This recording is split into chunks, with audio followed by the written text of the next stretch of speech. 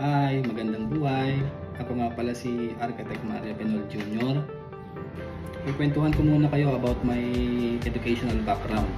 So nagtapos ako ng elementary sa Binalan Elementary School sa Capariwes. Tapos nagtapos ako ng high school sa ating alma mater na Matukay National High School.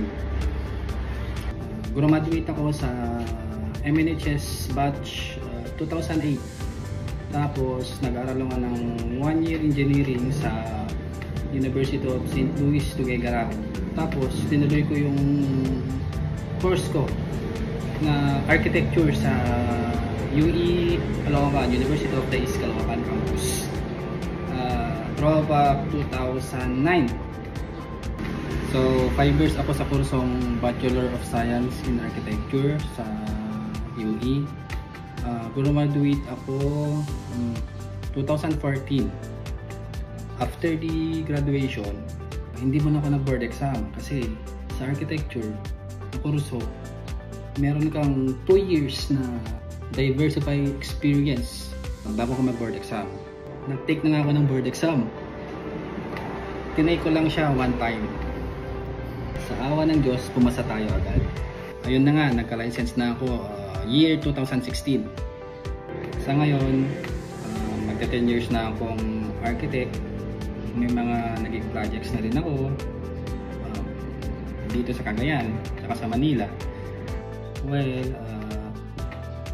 madami na akong napagdaan ng hirap bago ko makamit kung ano man ako ngayon. Basta my advice is pray lang kayo kay God. Effective yun. Sa ngayon, I am working in our provincial government. Isa ako sa mga architects ng provincial capital sa Provincial Engineers Office. Pero ngayon, ina-adapt na ako ng Cagayan Tourism Office kasi may mga specialties ako na ako lang siguro nakakagawa. Kaya nila ako nagustuhan. So balik na tayo sa aking high school days. Ayan na.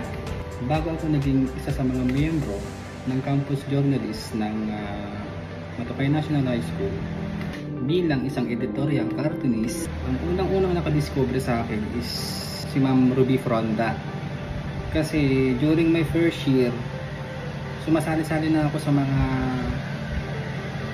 unang-unang sinalihan ko pala is yung slogan making contest muna. Hindi tayo nananalo nun kasi syempre may mga higher year na mas magagaling sa akin. Sila kuya, hindi ko alam pangalan, pero sila kuya Sosa, magagaling yung mga yan dati. Mapa-slogan, mapa-poster, making contest, talagang magagaling talaga sila. Sila yung mga unang hinangaan ko nun. Basta sali na lang ako ng sali, first year, second year, third year, manalo mo, mapahindi, laban lang hanggang sa yun, nung third year na nga ako, graduate na sila kaya na, sumali ako sa poster making contest ng science. So yun, nanalo ako. Then yung time na yun, since ako yung nanalo, ako na yung pinili para maging contestant ng science fair during my third year. Unang sabak pa lang, champion agad. Naganap yun sa pagkakaalala ko sa SM SAT sa Sanchez Mira School of Arts and Trade. Then tuwang-tuwa syempre yung mga coaches ko, ganyan. Yun, nagtuloy-tuloy lang. Hanggang sa ako na rin yung pinili ni Ma'am Wi natin bilang isang campus journalist.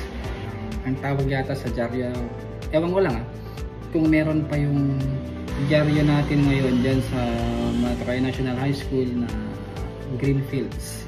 So yun, ako yung mga editorial cartoonist nun.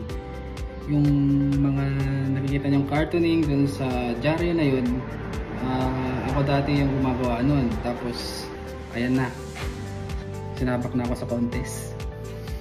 Yung unang mga sabak ko during my third year is wala, hindi pa tayo nanalo nun. Kaya medyo may konting frustration lang. Pero tuloy lang. Sabi ko nga kay mami, bami na lang tayo next year ma'am. Sabi ko. Then, ayun na nga, 4th year na ako. Ang ginawa ko, nag-practice ako nung nag-practice. Guhit. Basa, guhit. Kasi kapag editorial cartoonist ka, eh, may ipapabasa sa yung editorial paragraph. I-analyze mo yun, tapos i-convert mo siya through drawing. Ganun. Si Ma'am Wee talagang tinutukan ako. Siguro sa 3 araw nakaka-3 guhit ako. Ayun, sige, practice lang, practice. 4th year na ako. Talagang pinaghandaan ko. Sinali ako sa district. Hindi ko alam kung anong rank ko nun, pero basta qualify ako ng regional, RSPC. Then ayan, sa regional. Ang nakakatawang experience ko sa regional is nung pagkatapos na ng lahat yung tapos na yung guhit, nag-judge na yung mga judges, ganyan. Ang sabi ko sa isip ko, kapag hindi ako pumasok sa top 3, ay wala na, sabi ko. Pero ang expected ko nung during RSPC, hindi ko na alam kung saan siya naganap eh. Ang expected ko, siguro makaka-third ako. Pag hindi ako pumasok sa 3, sa 3rd place, eh wala na, sabi ko. Ang ginawa ko, pumunta ako dun sa gym na yun. During the awarding, pumunta ako dun sa likod, pinakalikod ng gym. Dun sa may bleachers niya dun sa taas. Tapos sila Ma'am Wee nandun sa pinakaharap. Nag-aabang din sila ng announcement kung sino yung mga nanalo. Siyempre, ayan. So ayan na nga, kabado ako ng kabado. Hindi ko alam mo top 10 o top 5 yung tinawag si stage eh. So pinalang top 5, hindi ko na kasi masyadong maalala kasi siyempre 2008 pa yun eh. So tinawag na yung pang 5th. Hindi tinawag yung pangalan ko. Pang 4th, hindi pa rin tinawag yung pangalan ko. Pang 3rd, hindi pa rin talaga tinawag yung pangalan ko. Sabi ko wala na to, sabi ko mangigiyak-giyak na ako nun. Tapos yung pang 2nd, ayun na, tinawag yung pangalan ko. 2nd place tayo. Then hinahanap ako ng Wee, ganyan. Asan si Mario? Gano'n siya, pero tinitignan ko siya. Tapos tawag-tawa siya, pag-lapit ko sa kanya, tawag-tawa siya. Ayun, kinakongrats ako ng kinakongrats. Ayan, tawag-tawa, pasok tayo sa NSPC, ganyan. So, ayan na nga. Nagbunga rin yung pinaghirapan ko, yung pagka-coach sa akin ni Ma'am Wee, bilang isang sabihin natin, bilang isang mabuting estudyante. Kasi hindi siya nagkulang sa pangangaral sa akin eh. Talagang, syempre masanuring bata rin ako, hindi naman ako barumbado nung high school lang ako eh. Hindi ako ganun, hindi ako makahilig sa away, ganyan, mabait na estudyante tayo noon. So, itutuloy ko na nga pala yung kwento ko, no? Nalabot na kasi yung cellphone ko kagabi eh. Kaya ito. So game.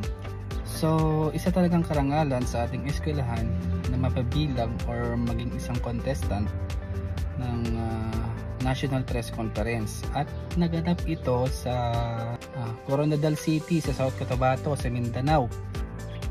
Sa buong Region 2, ang dami kong nakilala, mga bagong kaibigan, hanggang ngayon kaibigan ko pa rin, mga friends ko pa rin sa Facebook. Ang dami naming pinasyalan nila Ma'am Wee and with some other friends.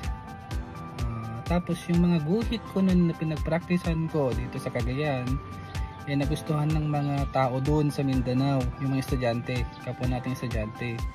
Kaya pinamigay ko na, diba?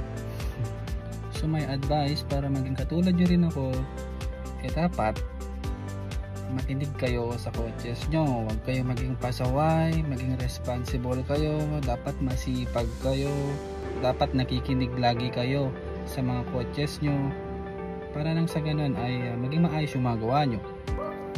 So hanggang dito na lang po yung video ko kasi masyado nang humahaba, baka abutin pa to ng 1 oras. So thank you MNHS family sa pag-invite sa akin sa paggawa ng video na to. So yun, bye bye, yun lang po. God bless.